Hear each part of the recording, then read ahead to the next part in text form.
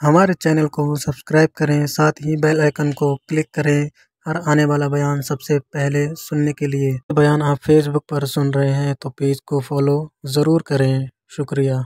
अल्लामा इकबाल ने एक बात लिखी है। इकबाल कहते हैं जब मैं लंदन में वकालत करता था तो एक खातून थी, लेडी बार्नस उसका नाम था। छोटे मोटे मुकदमात लेके वो मेरे पास आती थी। बीबी एक होटल चलाया करती थी। उसका खामन जो था वो फौज में मुलाजम था। इकबाल ने खुद लिखा है, इकबाल फरमाते हैं कि एक दिन वो खातून फिर किसी केस के सिलसिले में मेरे पास आई। तो जब वो आई तो उसने नकाब ओढ़ा हुआ था, बुरका किया हुआ था। तो चूंकि उसने निकाब ओढ़ा था, मुसलमानों की निशानी थी। नकाब ओढ़ना किन की निशानी है?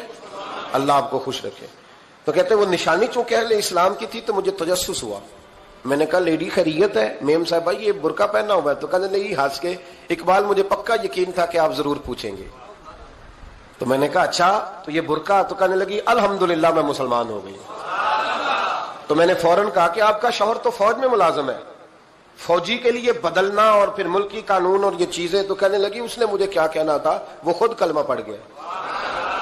तो कहती है मैं और मुतजस्सिस हुआ। वो केस की बात करती तो मेरा तजस्सुस बढ़ गया। मैंने कहा तू केस छोड़ के बता कलमा कैसे पढ़ा। तो कहने लगी इकबाल असल बात यह है कि मैं ना बे औलाद थी, खामद भी बड़े अच्छे पैसे कमाता, मैं खुद भी होटल चलाती, पर डिप्रेशन और टेंशन और बिला वजह की परेशानियां जान नहीं छोड़। ये टेंशन और डिप्रेशन का ना मुझे अरबी तर्जुमा कोई नहीं मिला। ये डिप्रेशन और टेंशन का ना मैंने तलाश किया है, लेकिन मुझे अरबी लुगत के अंदर इनके मानी मुझे लगता है कि उस जमाने में ये चीजें थी ही नहीं। होती तो इनका कोई नाम भी, ये आज है ना तो इसलिए आज के जमाने में ही नाम है मुफ्त का, मुफ्त की परेशानी। तो कहती है मुझे टेंशन और डिप्रेशन रहती थी हर वक्त, बड़ी मैं परेशान रहती थी। मेरे साथ एक अजीब वाकया हुआ कि मेरे होटल में ना एक बाबा जी बर्तन मांजते थे। बूढ़े आदमी थे, 70 साल के करीब उम्र थी। उनका एक बेटा था, एक बहू थी, एक पोता था, लेकिन वो बेचारे बेटा बीमार रहता था तो लिहाजा वो खुद मजदूरी करते। कहती है एक दिन वो बाबा जी मेरे पास आए, कहने लगे मेम साहब 2-4 दिन की छुट्टी चाहिए। तो मैंने कहा खैरियत है? कहने लगे मैडम मेरा बेटा फौत हो गया। बेटा, आपको पता है बाप का जनाजा पढ़ना आसान है, बेटे का जनाजा उठाना बड़ा मुश्किल काम। कहती है मैं कुछ लिख रही थी, मेरे हाथ से कलम गिर गया। मैंने खुद गाड़ी भेजी, बाबा जी गांव चले गए जहां वो रहते थे। कहती 2-3 दिन के बाद मैं और मेरा शौहर गए तो रास्ते में हम बातें कर रहे थे कि क्या ताजियत करेंगे। एक ही बेटा था, कोई रिश्तेदार भी नहीं, तो उसकी तो कायनात उजड़ गई, किन लफ्जों से उसे ताजियत क्या कहेंगे। कहते जब हम गए तो वो टूटी हुई चटाई पे बैठा था, कुछ लोग करीब थे। हमने जाके कहा बाबा आप मुसलमान हैं, हम आपको क्या नसीहत करें। एक ही बेटा था कि किस तरह करके हम आपको तसल्ली दें। तो कहते उसने आंखें खोली, बूढ़ी आंखों में ईमान की रोशनी।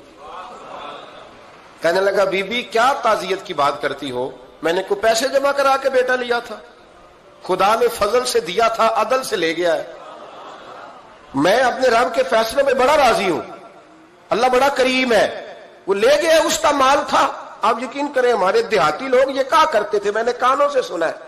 एक बूढ़े आदमी का एक दफा बेटा फौत हो गया तो किसी ने उससे कहा बाबा छोटी उम्र में बच्चा चला गया, तो मुझे लफ्ज नहीं भूलते।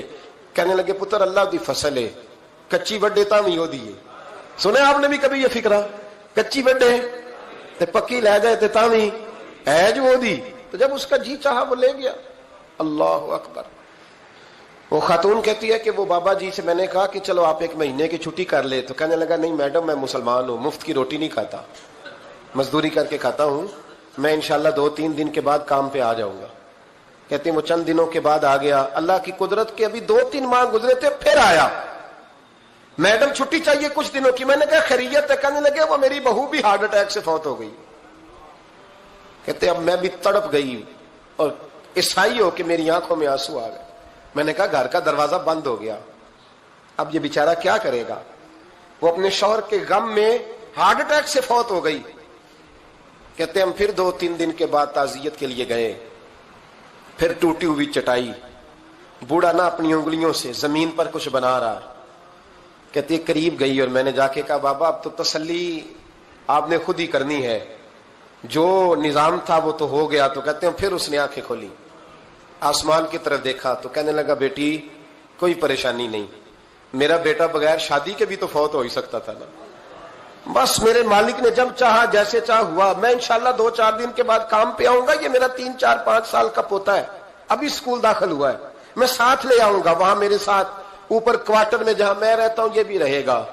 کہتی ہے میں سختے میں آ گئی اس کی کیفیت دیکھ کے. وہ پوتے کو ساتھ لے آیا. کبھی کبھی میں دیکھتی چھت پہ کھڑے ہو کے کہ دادا گھوڑا بنا ہوا ہے اور پوتا سواری کر رہا ہے. وہ سویرے اٹھتا, اس کو سکول چھوڑ کے آتا, شام کو لے کے آتا, پیار کرتا, محبت کرتا. تیسری منزل پر ہم نے کوارٹر دیا ہوا تھا, وہاں دادا پوتا رہتے. اللہ تو بڑا بے نیاز ہے. کہتی ہے اقبال ایک دن نا پوتا اوپر والی منزل پہ کھیل رہا تھا, اس کا پیر پھسلا, وہ گردن کے بل زمین پہ گرا. مجھے خبر ہوئی تو میں دوڑی, ایمبولینس منگائی. خون سے لتھڑے ہوئے اس بچے کو دادے نے اپنی گود میں رکھا. اور جب ہم ہسپتال کی طرف گئے تو ہاسپٹل بعد میں آیا, جناب اسرائیل پہلے آ گئے اور کہتے ہیں وہ گود میں دم توڑ گیا. پھر دادے نے اسے اپنے ہاتھوں سے غسل دیا, پھر اس نے اپنے بوڑھے ہاتھوں سے قبر کھودی اور پھر مٹی ڈال کے کہنے لگا انا للہ وَإِنَّا إِلَيْهِ رَاجِعُونَ. جے سونا ہی میرے دکھ وچ راضی, جے سونا ہی میرے دکھ وچ راضی. پھر سکھ نو چلے ڈاواں. کہتے ہیں وہ مٹی ڈالی اس نے, اور جب وہ واپس پلٹا تو میں بازو سے تھام کے ہوٹل قریب لائی اور میں نے اس کے قریب کہا کہ بابا تو ٹوٹ گیا ہے, تو بکھر گیا ہے. مجھے محسوس ہوتا ہے کہ اب نا تیری راتیں اور تیری صبحیں اور تیری شامیں غموں میں گزریں گی. تو کہتے ہیں یوں اس نے ہاتھ رکھے اور یوں آنسو چھٹک دیے. کہنے لگا میڈم کیوں میرے اندر کوئی عقیدہ نہیں, میں کوئی لوارث ہوں, میرا کوئی رب نہیں, میں کیوں پریشان رہوں گا, میں تو پکا ہوا پھل ہوں. تھوڑے دن گزریں گے قبر میں جاؤں گا, اور جب جنت میں جاؤں گا تو اللہ میری بیٹے سے بھی ملاقات کرائے گا, میرے پوتے سے بھی ملاقات کرائے گا, میرا رب ساری ملاقاتیں کرا دے گا. میں اپنے اللہ کی رضا پہ بڑا راضی ہوں. وہ خاتون کہتی ہے میرا اور میرے شوہر کا کلیجہ پھٹنے لگا. میں نے کہا بابا یہ جذبہ کہاں سے ملتا ہے, یہ سکون کہاں سے آتا ہے, یہ کیفیت کیسے ملتی ہے؟ مجھے کہنے لگا تو نے لینی ہے.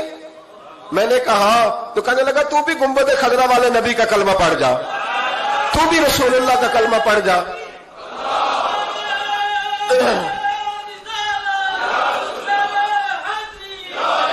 میرے محبوب کا کلمہ پڑھ, اللہ تجھے سکون عطا کرے گا. ایک حدیث نہ پڑھ دو مسلم شریف سے, بخاری سے ایک حدیث نہ پڑھ لو تاکہ یہ بات مضبوط ہو جائے. حضرت ابو طلحہ رضی اللہ تعالی, بیٹا شدید بیمار ہے, مزدور آدمی تھے, کئی دنوں سے گھر تھے. بیوی کہنے لگی اگر آپ گھر میں بیٹھے رہیں گے تو کھائیں گے کہاں سے, جاؤ آپ مزدوری کرو, میں بیٹے کو دیکھتی ہوں. ابو طلحہ مزدوری کرنے چلے گئے. شام کو آئے تو بیٹا فوت ہو چکا تھا. عورتیں بے حوصلہ ہوتی ہے نا اکثر, پر بیوی نے سفید کپڑا ڈال کے کمرے میں رکھ دیا.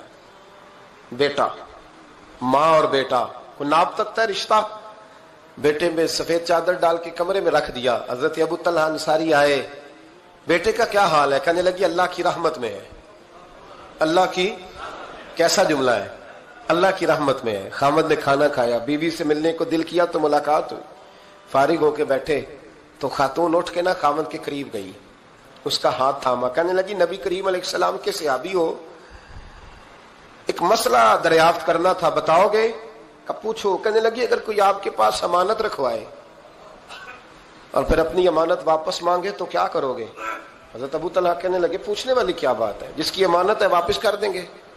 اب زوجہ روئی, اب صبر والی بی بی روئی, اب ماں روئی, آنسو ٹپکے.